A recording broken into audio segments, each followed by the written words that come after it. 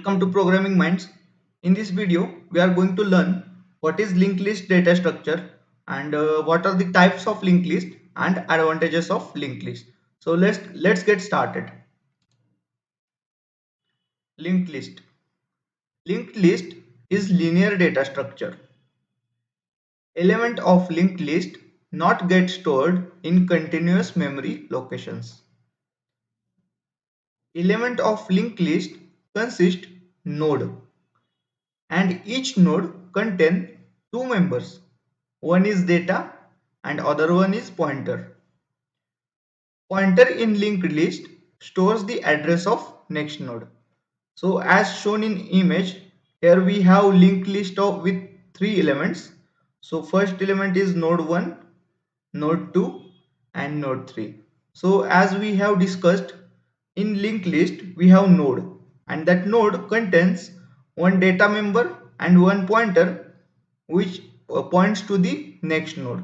So here we have pointer p which will be storing address of node 2, and in the node 2 we have pointer p which will store the address of node 3, and pointer of node 3 will be null because there is no node 4 to point here. Okay, so first node of linked list always called as head node. Types of linked list. There are four main types of linked list, and first is singly linked list. This type of linked list can have only one pointer pointing to the next node of linked list. Okay, as image shows, we have three nodes in that image, and in this linked list we have only a forward linking, like p1 is pointing to the node 2, node 2's pointer is pointing to the node 3. Okay, so this is singly linked list. Second type is doubly linked list. This type of linked list contains two pointers and data member in node. One pointer stores the address of previous node and second pointer stores the address of next node. So as shown in image, we have three nodes in this linked list. So P2, which is pointer of second pointer of linked list, node 1, which is storing address of node 2, and P1 it is first pointer of node 2 which will be storing the address of previous node, that is node 1. P1 of first node is null because there are no previous element in the linked list, and node 1 can be called as head node. So this is the doubly linked list. This is third type of linked list, circular linked list. In this type of linked list, pointer of last node stores the address of first node. Okay, so this is this is like singly linked list, where the pointer of first node is pointing to the second node. Pointer of second node is pointing to the third node, but third node is the last node here, and pointer of last node is pointing to the first node. So this is circular linked list.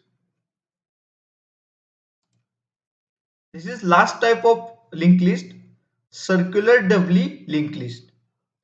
In this type of linked list, second pointer of last node stores the address of first node, and first pointer of the first node stores the address of last node. So this is like doubly linked list, and it is combination of circular and doubly linked list, where the previous pointer of the first node is pointing to the last node, and next pointer of the last node is pointing to the first node. So this is the circular doubly linked list. Now let's understand advantages of linked list. Linked list is dynamic data structure. It can grow or shrink at a runtime. Okay, so linked list is dynamic data structure.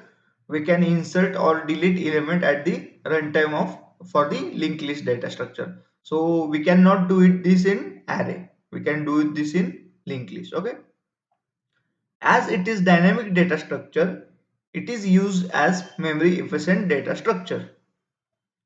Linked list reduces memory wastage. Insertion and deletion is very easy in the linked list. So these are the advantages of linked list. So in the next video, we are going to learn the various operations we can do on the linked list.